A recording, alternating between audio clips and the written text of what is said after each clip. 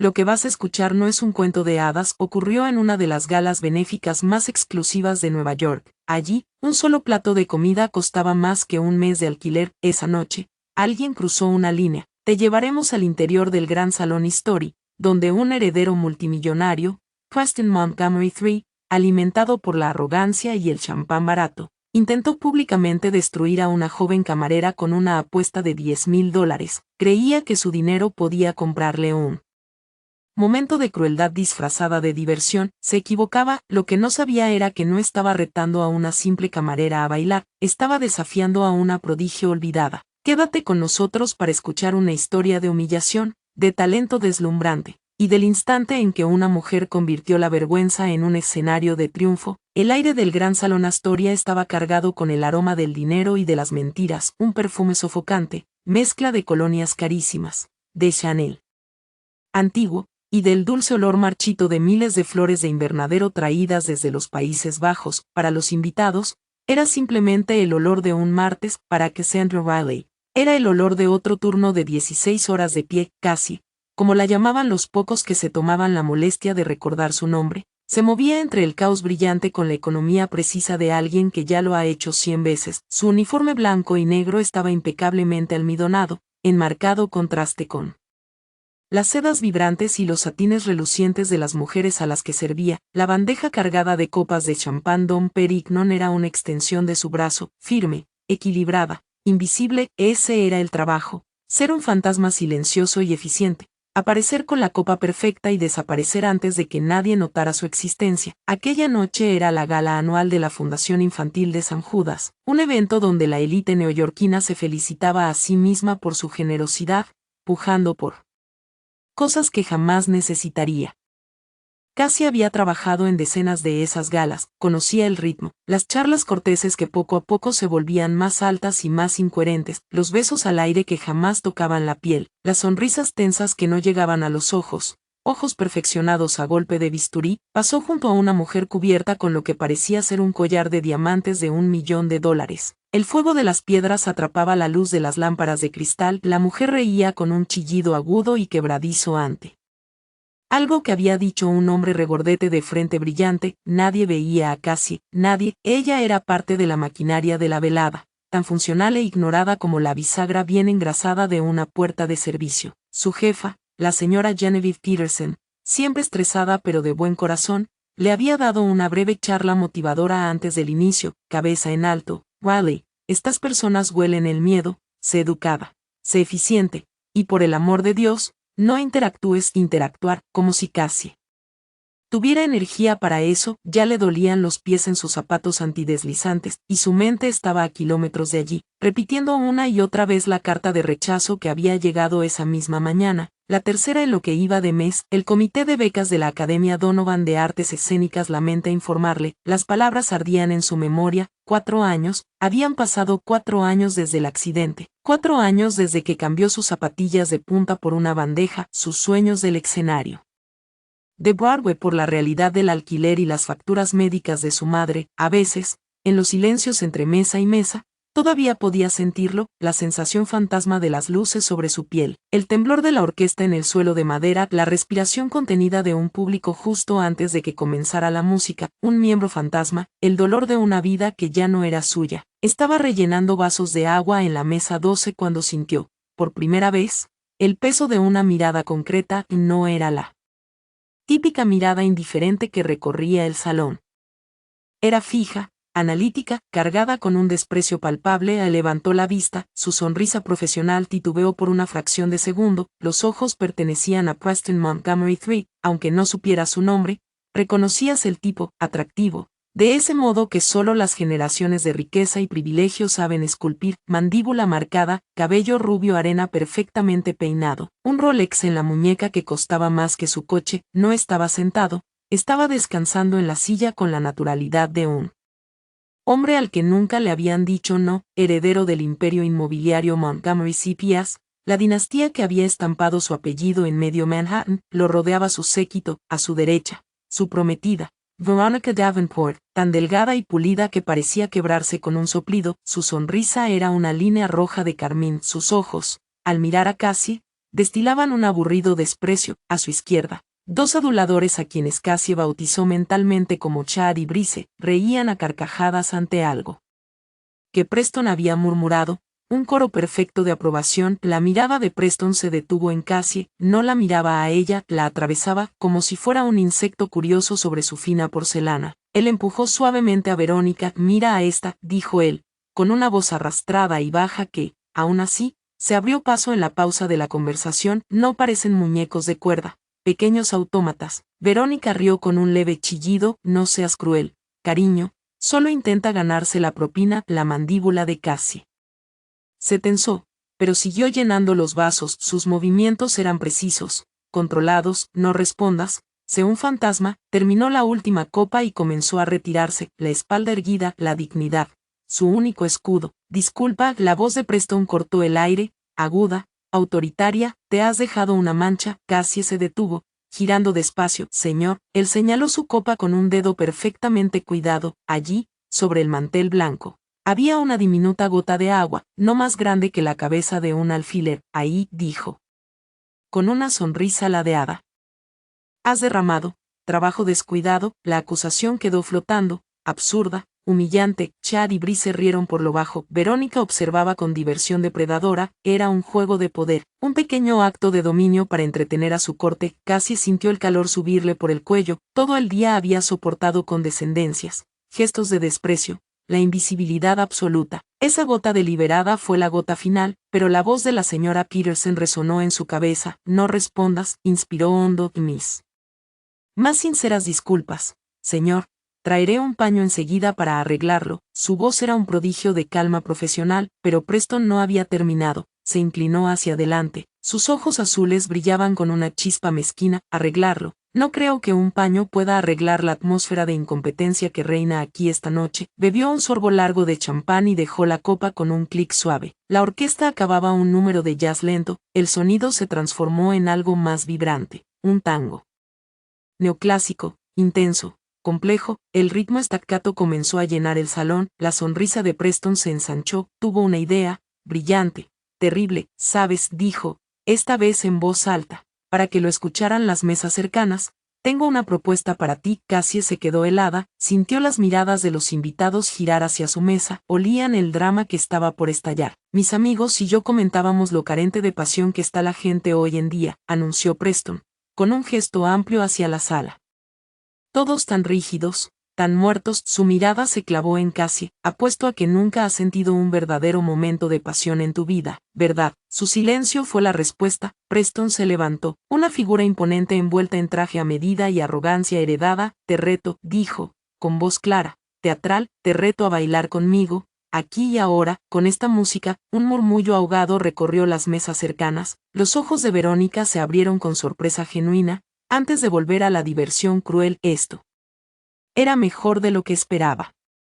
Preston, no seas absurdo, susurró ella, en una protesta débil, hecha solo para avivarlo más. No es absurdo, estoy demostrando un punto, proclamó él. Sacó de su chaqueta un grueso clip de billetes grabado con sus iniciales. Extrajo un fajo de billetes de $100. Los abanicos verdes brillaban bajo la luz. No los contó, pero casi calculó la cifra. $10,000, anunció al salón en silencio. Esa será tu propina si bailas este tango conmigo sin hacer el ridículo. Pero si tropiezas, si caes, si no puedes seguirme, no recibirás nada, y serás despedida. Miró hacia la señora Peterson, que se acercaba con el rostro pálido. Me encargaré personalmente. Era el acto supremo de humillación, un espectáculo público diseñado para verla fracasar. Él, con lecciones privadas de todo lo imaginable. Ella, una camarera con zapatos ortopédicos. El desequilibrio de poder era asfixiante. No le estaba retando a bailar, le estaba retando a existir fuera de su papel designado, sabiendo que eso la destruiría. El corazón de Cassie golpeaba con furia en su pecho. Todo instinto le gritaba que huyera, que se fundiera con las sombras, pero entonces vio su rostro, la certeza arrogante, el desprecio absoluto. En él estaban todas las cartas de rechazo, todas las miradas condescendientes, cada instante en que se había tragado su orgullo, y pensó en el miembro fantasma, en el dolor invisible del escenario perdido. Miró los $10,000, un insulto, un soborno para su propia humillación, pero también eran 2 años de medicinas. Para su madre, un depósito para un mejor apartamento, una cuerda de salvación. Sin embargo, no fue el dinero lo que la decidió, fueron sus ojos, esa convicción absoluta de que ella no era nada. Al otro lado del salón, un joven fotógrafo freelance, Nathaniel Crowe, contratado para captar momentos espontáneos de los ricos, bajo su cámara, había seguido el lente sobre Preston Montgomery 3, presa perfecta para las páginas sociales, pero ahora se fijaba en la camarera, vio el destello de desafío en sus ojos, el leve enderezarse de sus hombros. Levantó la cámara de nuevo, ajustó el foco y se apoyó en una columna. Tenía la sensación de que estaba a punto de presenciar lo más interesante de toda la noche. Cassie respiró hondo, despacio. El ruido caótico del salón se desvaneció hasta volverse un murmullo lejano. Su mirada se encontró con la de Preston, y por primera vez esa noche, su máscara profesional se disolvió, reemplazada por una calma fría e impenetrable. «Está bien», dijo, con voz clara y firme. «Acepto». Un silencio atónito se extendió por las mesas cercanas, tan profundo que el ritmo sincopado del tango se volvió ensordecedor. La arrogante sonrisa de Preston Montgomery 3 titubeó por un instante, un destello de sorpresa cruzó sus ojos. No esperaba realmente que ella aceptara, el desafío era sobre la negativa, la confirmación de su poder para intimidarla hasta someterla. Su aceptación cambió las reglas del juego, pero su ego, vasto y bien alimentado, se recuperó rápido. Por supuesto que había aceptado. ¿Quién, ante $10,000? No lo haría. Esto iba a ser incluso más divertido de lo que había imaginado. «Excelente», tronó, aplaudiendo una vez. «Un espíritu valiente». «Me gusta», señaló con grandilocuencia el pequeño espacio entre las mesas. «El escenario es tuyo». «Nuestro», se corrigió con una sonrisa ladeada. Veronica Davenport rió, un sonido como cubitos de hielo chocando en un vaso de cristal. «Oh, Preston, eres terrible», dijo. Aunque sus ojos brillaban con una anticipación juguetona, ya imaginaba la historia que contaría en el brunch del día siguiente. Finalmente, la señora Peterson llegó a la mesa, con el rostro pálido. «Señor Montgomery, por favor», rogó en un susurro urgente, «esto es completamente inapropiado». «Cassandra, vuelve a la cocina ahora mismo». Cassie no miró a su jefa, sus ojos seguían fijos en Preston. «Está bien, señora Peterson», dijo, con una voz sorprendentemente firme. «Él hizo una oferta pública. Yo di una aceptación pública». La señora Peterson miró de la cara engreída de Preston a la calma inquietante de Cassie. Sabía que había perdido el control de la situación. Interferir más solo provocaría un escándalo mayor, poniendo en riesgo su propio trabajo. Retrocedió un paso, entrelazando sus manos, su rostro una máscara de puro terror. Los movimientos de Cassie fueron lentos y deliberados. Primero, colocó su bandeja de plata en un soporte cercano, las manos perfectamente firmes. La sala observaba, hipnotizada por aquel pequeño acto de desafío. Luego, se llevó las manos a la espalda y desató los cordones de su delantal blanco almidonado. Lo dobló con cuidado, una, dos veces, y lo colocó en la bandeja junto a las copas de champán. Era un despojar simbólico de su uniforme, un abandono de su servidumbre. Debajo del delantal llevaba una sencilla blusa negra ajustada y pantalones negros. El uniforme estándar, pero sin el delantal, con la postura de repente más erguida, parecía otra persona. El uniforme ya no era un disfraz de sumisión, solo era ropa. Finalmente, miró sus pies, esos zapatos negros robustos que la habían llevado a recorrer kilómetros de suelos de mármol. Quitó uno, luego el otro. El suave golpe de los zapatos contra la alfombra fue el único sonido. Ahora estaba de pie, en simples calcetines negros. Un murmullo recorrió la sala. Esto ya no era solo un rico haciendo de matón, se estaba convirtiendo en teatro. Al otro lado, Neko ajustó su lente, acercó la cámara, capturando los detalles: el delantal doblado, los zapatos abandonados, la expresión de intensa concentración de Cassie. Esto ya no era solo un reto, era una transformación. Contuvo la respiración, el dedo suspendido sobre el disparador. Preston, disfrutando la atención, le ofreció la mano con un gesto de caballerosidad fingida. «Bailamos». Cassie ignoró su mano, caminó hacia el centro del pequeño improvisado piso de baile, cerró los ojos por un instante fugaz. En esa oscuridad, el salón se desvaneció. El aroma de lirios y champán fue reemplazado por el familiar olor de resina y madera vieja. El murmullo de la élite se desvaneció, sustituido por el eco de la voz de su antiguo instructor: «Siente la música. Cassandra, no solo la escuches, déjala moverte desde dentro». Abrió los ojos. La música, Libertango de Astor Piazzolla, Estaba a mitad de su introducción, una melodía seductora, peligrosa, llena de promesas, la conocía. Había coreografiado un solo para ese tema en su proyecto final en Donovan, un proyecto que nunca llegó a presentar. Se giró para enfrentar a Preston, su expresión ya no era calma, estaba viva. Un fuego brillaba en sus oscuros ojos. Cuando quieras, dijo. Preston avanzó hacia ella, la confianza emanando en oleadas, tomó su mano y la colocó en el marco tradicional del tango. Su agarre era demasiado firme, su postura rígida, un bailarín de manual, de los que aprenden pasos memorizando, sin sentir el ritmo. Su intención, liderar, dominar la danza como domina todo lo demás. Comenzó un paso básico hacia adelante, una simple figura en 8, esperando que ella siguiera torpemente, y en los 2 primeros pasos.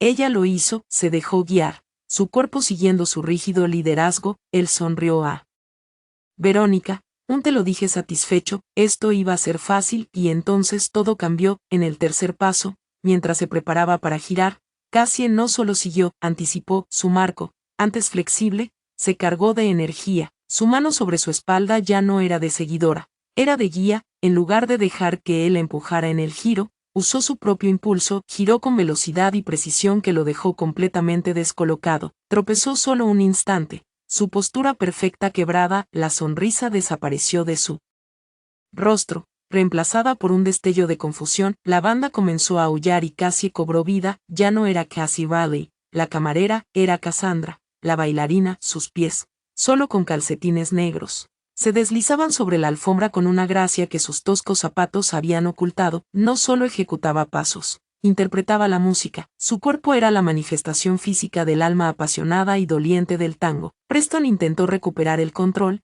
lanzando una secuencia más compleja de pasos que, sin duda, había aprendido por $500 la hora.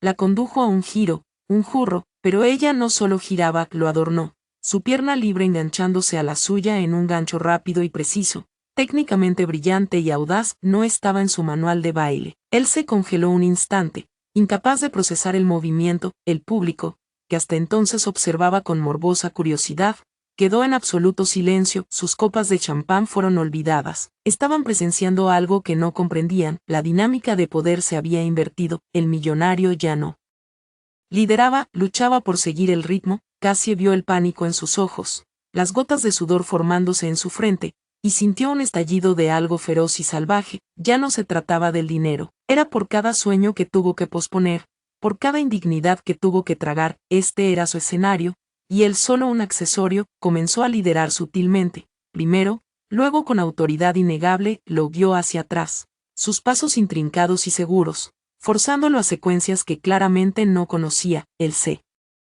movía de manera torpe y reactiva, era una marioneta, y ella tiraba de los hilos. Neko disparaba frenéticamente, el clic-clic-clic de su cámara, único contrarritmo frente a la música, capturó la expresión de shock en el rostro de Verónica, su sonrisa carmesí congelada en un asombro rico e incrédulo. Registró las mandíbulas caídas de Chad y Brice, pero sobre todo, capturó a Cassie. Encuadró un plano de su espalda arqueada en una línea perfecta y expresiva. Capturó el momento en que inclinó la cabeza hasta rozar el suelo con su cabello, los ojos ardiendo de intensidad al mirar al hombre desorientado que tenía en brazos. La música subió a su crescendo. Cassie ejecutó una serie de giros de pies velocísimos. Su pierna dibujaba círculos invisibles alrededor de los torpes pies de Preston, bailaba literalmente a su alrededor y, figurativamente, lo superaba. Para el final, lo empujó hacia atrás una última vez. Luego giró lejos de él, los brazos extendidos en una pose dramática, el pecho agitado,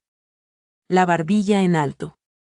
El último acorde disonante del tango quedó suspendido en el aire como un signo de interrogación. Preston quedó solo en el centro, respirando con dificultad, el rostro rojo, un modelo de furia y humillación. Se veía perdido. Por un instante, hubo un silencio absoluto. Todo el salón, cientos de personas, se habían detenido a mirar. Entonces, alguien comenzó a aplaudir, luego dos, y finalmente el salón estalló. No era un aplauso de cortesía, era un rugido, una ovación de pie de personas que habían pagado $25,000 por mesa, todo por una camarera en calcetines negros. El aplauso golpeó a Cassie en oleadas, un sonido que no escuchaba dirigido a ella desde hacía años. Era abrumador, una fuerza física que erizaba los finos vellos de sus brazos. Por un momento, volvió a estar en la exhibición de la Donovan Academy, haciendo su reverencia final tras una actuación agotadora. La adrenalina, el cansancio, la pura alegría de conectar con un público inundaron su cuerpo, agudas y potentes, pero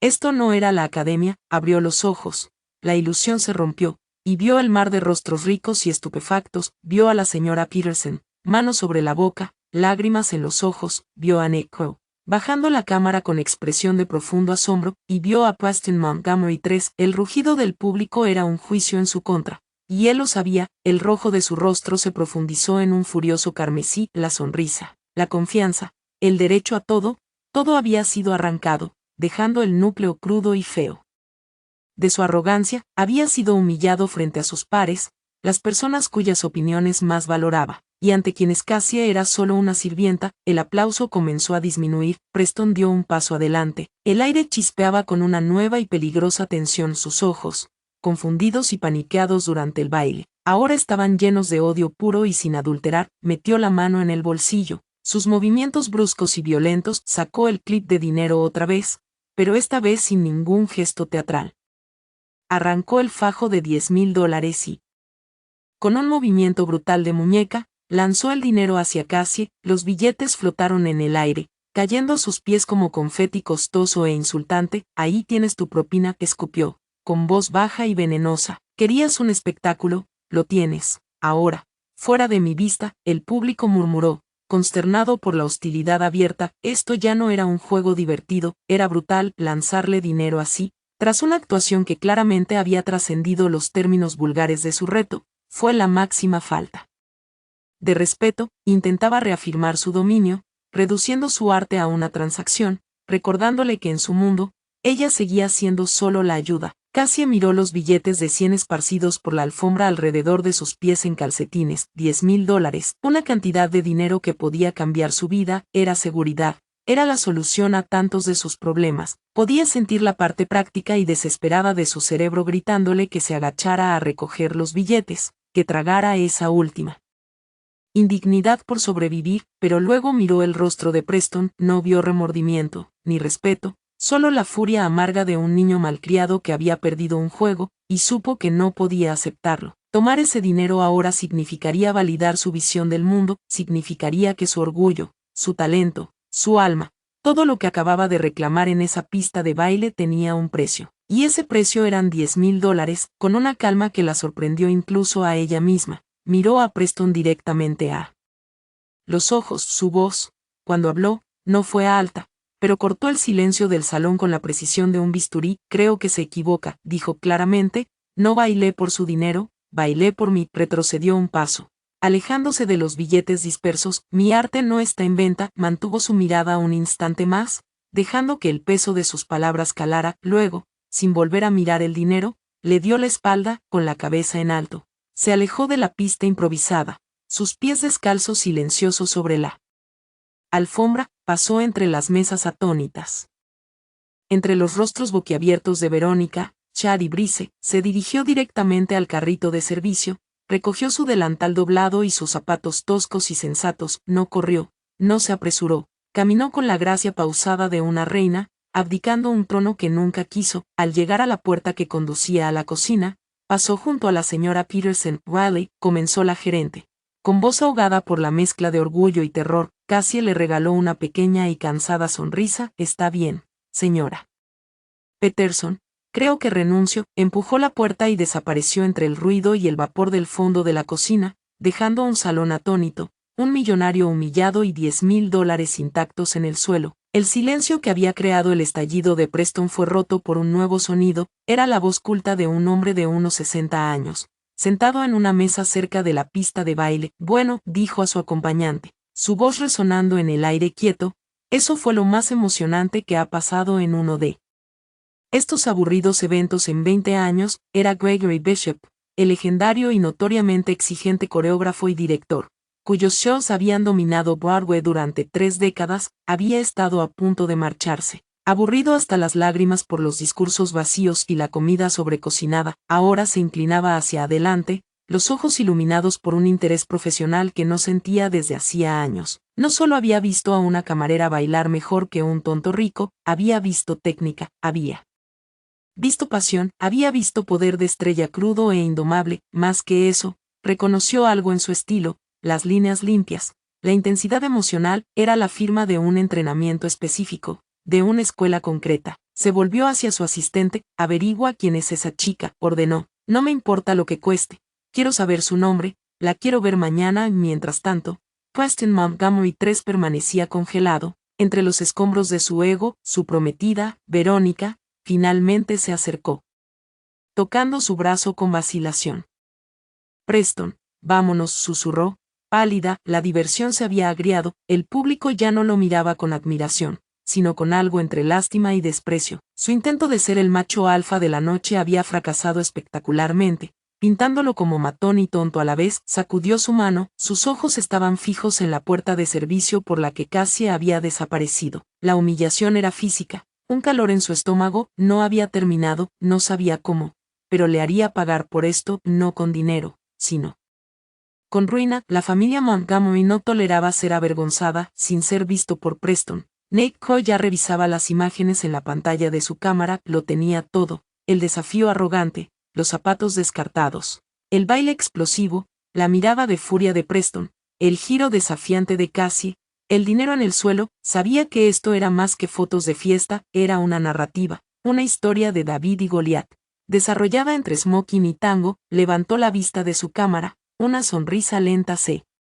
extendió por su rostro. Tenía la historia del año y sabía exactamente cuál sería el titular. Internet se mueve más rápido que el chisme y con más fuerza devastadora. A las 8 de la mañana siguiente, la historia de Nate Coe, que había vendido al medio digital BuzzFeed News por una buena suma, se había vuelto viral. No estaba enterrada en la sección social, era la noticia principal de su página, completa con las fotos más dramáticas de Nate. El titular era simple, devastador y totalmente clickable.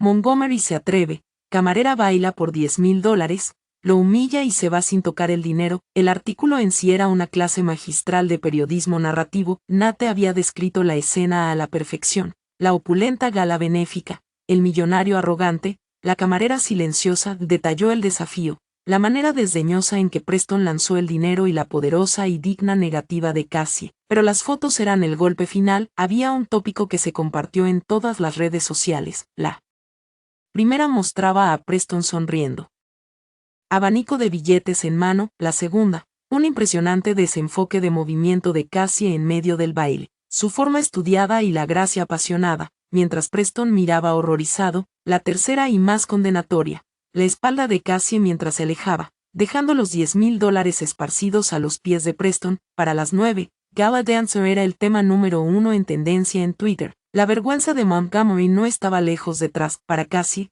la mañana fue una tormenta desconcertante. Se había despertado en el colchón desigual de su pequeño apartamento tipo Queen. La adrenalina de la noche anterior reemplazada por una ansiedad molesta. Había renunciado a su trabajo, había hecho un enemigo poderoso, había dejado atrás más dinero del que había visto en su vida. La fría luz del día hacía que sus acciones parecieran imprudentes, no heroicas. La receta de su madre necesitaba ser renovada la próxima semana. ¿Cómo iba a pagarla ahora? Su teléfono, un modelo barato con la pantalla agrietada, vibró sobre la mesita de noche. Era un mensaje de una antigua compañera de trabajo. OMG, Cassie, ¿estás viendo esto? Luego volvió a vibrar, una y otra vez. Llamadas de números que no reconocía, mensajes de personas con las que no hablaba desde hacía años. Abrió el enlace que le había enviado su amiga y su mundo se inclinó sobre su eje. Se vio a sí misma, su rostro, su historia, desplegada en la pantalla para que todo el mundo la viera. Leyó el artículo, el corazón le latía con fuerza. La sección de comentarios era una ola de apoyo. Esta es la reina que necesitamos. Preston Montgomery III es lo que pasa cuando tienes dinero en lugar de personalidad. Alguien encuentre a esta mujer y dale un show en Broadway ahora mismo. No solo había dejado el dinero atrás, se había llevado su dignidad. Era surreal. Ayer era invisible, hoy era un símbolo. Sus datos personales no aparecían en el artículo, pero Internet es un detective formidable. Al mediodía, los aficionados habían descubierto su nombre. Una página de GoFundMe fue creada por un completo desconocido con el título: un tarro de propina para la bailarina de la gala, con un objetivo de $10,000. A las 3 de la tarde, ya había superado los $50,000. Mientras tanto, en una oficina penthouse con vista a Central Park, La atmósfera era considerablemente menos celebratoria. Preston Montgomery Jr., un hombre mucho más implacable e inteligente que su hijo, golpeó su escritorio de caoba con el puño, haciendo vibrar una colección de figurillas de jade de valor incalculable. El New York Post estaba abierto. Frente a él, con la portada mostrando la foto de Nate de su hijo humillado bajo el estridente titular, El tango del tirano, ¿en qué diablos estabas pensando?, rugió su hijo. Preston III estaba frente a él, pálido y desafiante. Me humilló, papá, murmuró. Una broma que se salió de control, bramó su padre poniéndose de pie. Era más bajo que su hijo, pero su aura de frío poder llenaba la habitación. Nuestra acción en bolsa cayó un 4% en el premercado. Idiota, 4%. Todo porque no pudiste resistirte a intimidar a una camarera. Estamos recibiendo llamadas de miembros de la Junta de Inversores. La Fundación St. Jude emitió un comunicado condenando tu comportamiento y revisando su asociación con el nombre Montgomery. No solo te superó en baile, le diste un martillazo de miles de millones a la reputación de nuestra familia. Verónica ya había cancelado el compromiso. Su declaración a la prensa citaba el comportamiento chocante y cruel de Preston como irreconciliable con sus propios valores. Un acto magistral de autopreservación. Chad y Brice no contestaban sus llamadas. Era una isla, y la marea de la opinión pública subía rápido. Lo arreglaré, dijo Preston III, con voz débil. No arreglarás nada, le cortó su padre. Irás a tu apartamento y te quedarás allí. No hablarás con la prensa, no publicarás en redes sociales, no harás nada hasta que yo lo diga. Tu vida pública ha terminado, al menos por el futuro cercano. Ahora, lárgate. Humillado por segunda vez en menos de 24 horas. Preston Montgomery III se escabulló de la oficina de su padre. En Queens, el día de Cassie tomó un giro aún más surrealista. Alrededor de las 4 p.m., alguien tocó a su puerta. Al mirar por la mirilla, vio a una mujer con un traje elegante y caro. Cautelosamente, Cassie abrió la puerta. ¿Cassandra Riley?, preguntó la mujer, con tono profesional, nada intrusivo. Sí, mi nombre es, Cassie tartamudeó, soy Monica Vance. Soy asistente personal del señor Gregory Bishop. La mente de Cassie quedó en blanco. Gregory Bishop, el Gregory Bishop, el genio detrás de Crimson Corset y Asphalt Sonnets. No parecía posible. Mr. Bishop había estado presente en la gala de anoche. Mónica continuó, expresión imperturbable. Quedó muy impresionado con su actuación. Ha pedido reunirse con usted mañana a las 10 a.m., en su estudio en el Distrito Teatral. Si le parece bien. Le entregó una tarjeta. Era gruesa, de color crema, con una dirección elegante grabada en relieve. Cassie miró la tarjeta y luego a la mujer. Una reunión con Gregory Bishop. Era un sueño tan antiguo y enterrado que había olvidado que incluso existía. Los rechazos, los años de camarera, la lucha constante, todo había sido una gruesa capa de polvo cubriendo esa única esperanza brillante. La historia viral era una cosa, el GoFundMe, otra, pero esto era diferente. Esto era real. Esto era una puerta que se abría, no hacia 15 minutos de fama, sino de regreso al mundo que había tenido que dejar atrás. Estaré allí, dijo Cassie. Casi en un susurro. Cuando Monica Vance se fue, Cassie cerró la puerta y se recostó contra ella, la tarjeta apretada en la mano como un relicario sagrado. El miedo y la ansiedad que la habían acosado toda la mañana comenzaron a desvanecerse, reemplazados por un escalofrío aterrador y estimulante de esperanza. El mundo había visto su baile, pero Gregory Bishop no había visto solo un baile, había visto a una bailarina, y por primera vez en 4 largos años, Cassandra Riley se permitió creer que podría volver a ser una. El estudio de Gregory Bishop era exactamente como Cassie siempre lo había imaginado. Un espacio cavernoso en el último piso de un edificio antiguo en el corazón del Distrito Teatral. Una pared de ventanales de piso a techo inundaba la habitación con la grisácea luz de la mañana neoyorquina, iluminando motas de polvo danzando en el aire. Los suelos eran de roble gastado, marcados por incontables horas de trabajo incansable. Una pared estaba completamente cubierta de espejos, y otra de fotos de producción de sus legendarios espectáculos. El aire olía a sudor, a pulimento de suelos.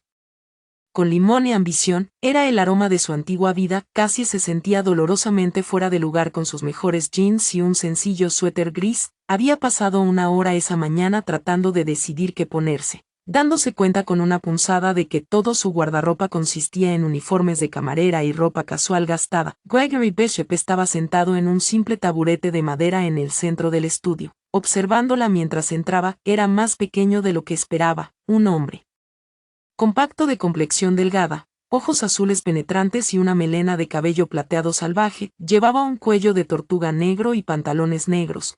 El uniforme no oficial de los genios creativos, señorita Valley, dijo, con voz áspera, producto de demasiados cigarrillos y demasiadas horas gritando indicaciones a los actores. Gracias por invitarme, señor Bishop, respondió Cassie, con la voz más firme de lo que se sentía. Él hizo un gesto hacia el vasto piso vacío. La otra noche, dijo, eso fue Libertango de Astor Piazzolla, una pieza difícil. No solo la bailaste, la habitaste. Conozco la pieza, dijo ella, claramente, replicó él, con un atisbo de sonrisa rozando sus labios. Pero fue más que eso. Vi entrenamiento en tus movimientos, fundamentos fuertes, pero con un núcleo emocional moderno, el tipo de formación que una institución específica es conocida por. Pausó su mirada, afilada y analítica. La Donovan Academy. ¿Me equivoco? La respiración de Cassie se detuvo. Sí, fui estudiante allí. No. Me gradué, lo sé. Dijo Bishop con simplicidad. Lo comprobé. Cassandra Valley, primera de su clase durante 3 años consecutivos, ganadora del premio de coreografía de 2021, y luego, en tu último semestre, desapareciste. Se levantó y comenzó a caminar a su alrededor en un círculo lento, como un depredador evaluando a su presa. El registro oficial dice que te retiraste por razones personales, pero me interesan las no oficiales. La franqueza de la pregunta la desarmó. Había pasado 4 años evadiendo esa pregunta con respuestas vagas y diplomáticas, pero al mirar los intensos ojos del coreógrafo, sintió el impulso de decir la verdad. Mi padre, comenzó con voz baja, tenía un pequeño negocio de suministros de construcción en Brooklyn, un negocio familiar iniciado por mi abuelo. Era toda su vida, puso todo lo que tenía en ello. Respiró con dificultad, los recuerdos aún nítidos y dolorosos. Tenía un contrato importante con un desarrollador para un nuevo proyecto de condominios de lujo en la Ribera. Era el mayor negocio de su carrera. Sacó préstamos, contrató personal adicional, compró materiales. Todo dependía de eso, y luego, 6 meses después, el desarrollador se retiró. Citaban algún tecnicismo contractual. Un problema de zonificación que supuestamente sus abogados acababan de descubrir. Era una mentira. Habían encontrado un proveedor más barato en el extranjero y querían romper el contrato sin penalización. Bishop dejó de dar vueltas y le escuchaba atentamente. Mi padre quedó arruinado, continuó Cassie, la voz cargada de emoción. Perdió el negocio, nuestra casa, todo. El estrés le provocó un infarto masivo. Sobrevivió, pero nunca volvió a ser el mismo. Las facturas médicas eran astronómicas. Mi beca en Donovan cubría la matrícula, pero no el alquiler ni los nuevos costos de cuidado de mi madre, así que tuve que abandonar. Comencé a trabajar, aceptando cualquier empleo, mesera, catering, lo que fuera que pagara las cuentas. Un pesado silencio llenó el estudio. Gregory Bishop la miró, su expresión suavizada por un destello de empatía. Había visto a cientos de jóvenes artistas esperanzados triturados y escupidos por las duras realidades de la vida. Eso es una carga pesada para un joven artista, dijo en voz baja. El talento necesita oxígeno para respirar. Es difícil encontrarlo cuando estás ahogado. Hizo una pausa. Luego hizo la pregunta crucial. Ese desarrollador, ¿quién era? Cassie dudó. Nunca había pronunciado el nombre en voz alta en este contexto. Era como darle poder a un demonio, pero le debía la historia completa. La compañía de desarrollo, dijo, apenas susurrando, era una subsidiaria de Montgomery Corp. Gregory Bishop se congeló, la sangre se le fue de la cara, reemplazada por una expresión de comprensión horrorizada que iba despertando en el Montgomery Corp. El nombre flotó en el aire, cargado de un terrible significado nuevo. La familia de Preston Montgomery, exhaló. Sí, confirmó Cassie. No sabía quién era esa noche en la gala. Al principio no. Solo lo vi como otro hombre rico arrogante en un traje. Solo lo entendí al ver su nombre completo en las noticias esta mañana. Preston Montgomery III. La ironía era tan densa, tan cruel, que resultaba casi asfixiante. El hombre cuya familia había destruido su sueño era el mismo que, en un retorcido acto del destino, le había dado la oportunidad de recuperarlo. La crueldad cósmica era deslumbrante. Bishop se dejó caer nuevamente en su taburete, pasando una mano por su salvaje cabello. Dios mío, murmuró, el universo tiene un sentido del humor enfermizo. Miró a Cassie y su mirada ya no era solo la de un director evaluando talento, era algo más, ahora veía el panorama completo, la prodigio oculta, la tragedia familiar. La colisión poética y brutal del pasado y el presente en aquel salón de baile no era solo una buena historia. Era épica, era el tipo de drama humano crudo sobre el que había construido toda su carrera. Estoy desarrollando un nuevo espectáculo, señorita Valley, dijo, su voz recuperando autoridad, se llamaba Ecos. Se trataba de los fantasmas del pasado y de cómo moldean nuestro presente. El papel principal es el de una joven que lo pierde todo y debe abrirse camino de nuevo a través de su arte, es un rol exigente. Requiere una bailarina de habilidad técnica extraordinaria y de una profundidad emocional profunda. Se levantó y caminó hacia la pared de espejos. Contemplando su propio reflejo por un momento antes de volver la mirada hacia ella, he audicionado a más de 300 bailarines en Nueva York, Londres y París, dijo, todavía no la he encontrado. Clavó sus ojos en los de Cassie, y el aire en la sala se volvió eléctrico de posibilidades. Creo que puede que la haya encontrado. Sirviendo champán en una gala benéfica, ofreció una sonrisa rara, genuina. No le estoy ofreciendo una audición, señorita Valley. Las audiciones son para gente sobre la que tengo dudas. Le estoy ofreciendo el papel. Cassie se tambaleó sobre sus pies, aferrándose a la barra de ballet para no caerse. El papel principal en una producción de Gregory Bishop en Broadway era el sueño, imposible, ridículo, largamente enterrado, servido ante ella en bandeja de plata. Era demasiado rápido. No he bailado en serio en 4 años, tartamudeó. Estoy fuera de forma, no estoy preparada. El músculo tiene memoria, la interrumpió Bishop suavemente, y el alma también. Lo que vi en ese salón no fue solo técnica, fueron 4 años de ira, de dolor y de lucha, canalizados en 3 minutos de tango. No se puede enseñar eso, no se puede fingir. Te pondremos en forma, tenemos a los mejores entrenadores, los mejores fisioterapeutas. Todo lo que necesito de ti es el fuego que vi la otra noche. Hizo una pausa, su expresión volviéndose seria. La pregunta es, ¿todavía lo tienes? ¿Lo quieres? Lo quería ella.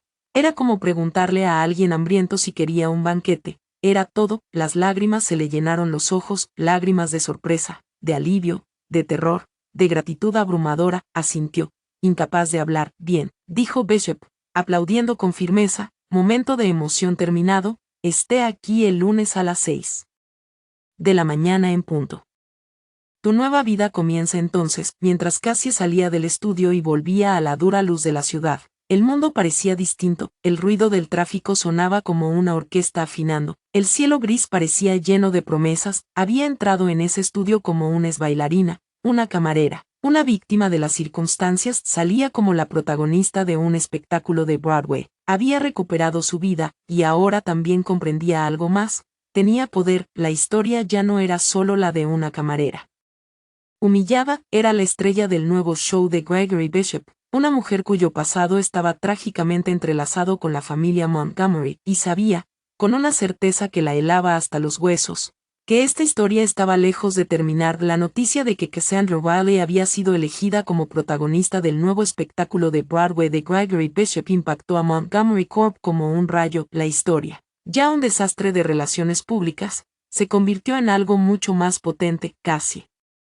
ya no era solo la bailarina viral de la gala, era una cenicienta de la vida real, una prodigio cuya historia de regreso convirtió al nombre Montgomery en sinónimo de villanía. Las acciones de la compañía continuaron su caída a medida que la narrativa se consolidaba. Los Montgomery no solo acosaban camareras, destruían sueños. En su oficina del penthouse, Preston Montgomery Jr. sabía que la estrategia del silencio había fallado. Se requería acción, rápida, decisiva y pública. Convocó a su hijo, que apareció como un fantasma en un traje de $1,000. Harás una disculpa pública, dijo Preston Jr. Su voz carente de calidez deslizó una sola hoja de papel sobre el escritorio de Caoba. Nuestro equipo de relaciones públicas ha preparado una declaración. La leerás textualmente en la conferencia de prensa de mañana. Preston 3 repasó la página, llena de vacíos términos corporativos. Esto es inútil, murmuró.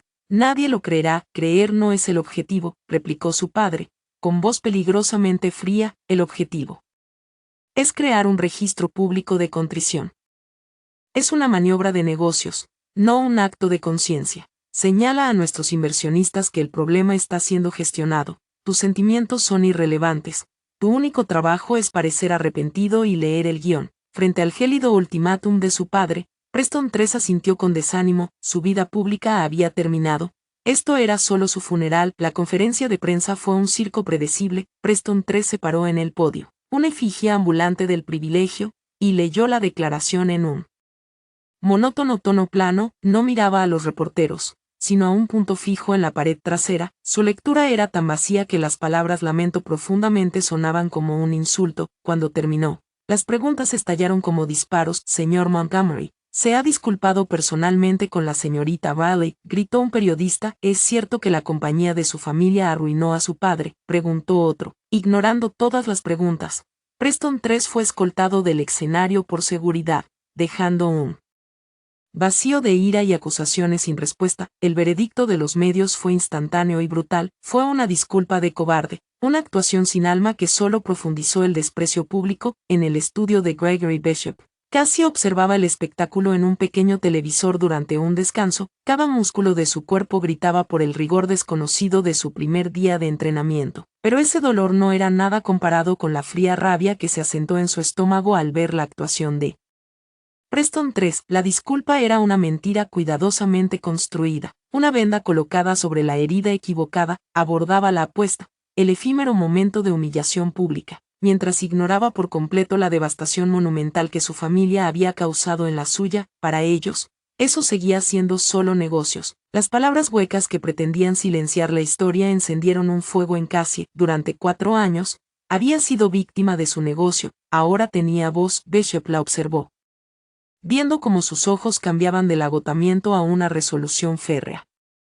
No necesitaba su estímulo. Sacó su teléfono y marcó a la única persona que había tratado su historia con respeto desde el principio. Nate, dijo cuando el fotógrafo contestó, soy Cassandra Riley. Estoy lista para hablar y quiero contar toda la historia. 2 días después, el artículo de seguimiento de Nate Cross se publicó en línea y fue un verdadero bombazo. El titular en sí mismo era una declaración de guerra. La deuda de la bailarina Cassandra Riley sobre el verdadero costo del Imperio Montgomery. Guiada por las preguntas de Nate, Cassie no solo relató los hechos de la gala, desenredó toda la historia dolorosa. Con dignidad tranquila y devastadora, contó la historia de su padre, de su próspero negocio y del despiadado fallo contractual predatorio que Montgomery Corp había usado para destrozar sus vidas. No buscaba lástima ni venganza, simplemente exponía los hechos, conectando la crueldad casual del hijo en la gala con la crueldad calculada del padre en la sala de juntas. El impacto fue sísmico. La narrativa dejó de ser solo sobre un rico matón recibiendo su merecido, se convirtió en una historia sobre malversación corporativa sistémica, sobre un imperio familiar construido sobre los escombros de vidas más pequeñas. La deuda de la bailarina explotó en las redes sociales. Los reguladores gubernamentales comenzaron a hacer indagaciones sobre el proyecto del Frente Marítimo mencionado en el artículo. El nombre Montgomery se volvió oficialmente tóxico, solo en su penthouse. Preston Montgomery Jr.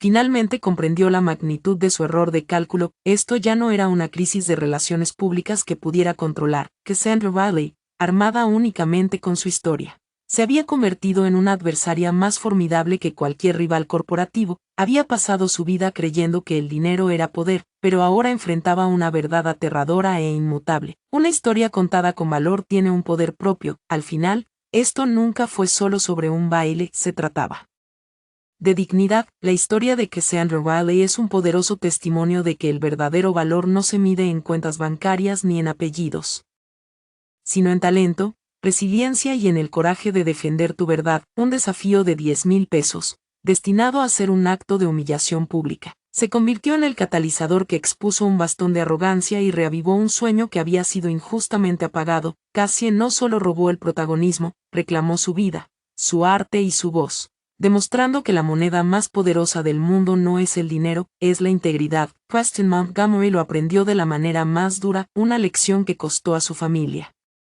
mucho más que cualquier propina podría valer. Si el increíble viaje de Cassie, de artista olvidada a símbolo de resistencia, te conmovió, ayúdanos a compartir su historia pulsando ese botón de me gusta. Comparte este video con alguien que necesite un recordatorio. Nunca es tarde para luchar por tus sueños, y asegúrate de suscribirte y activar las notificaciones para más historias reales que importan. Queremos saber de ti. ¿Qué parte de la historia de Cassie resonó más contigo? Cuéntanos en los comentarios abajo.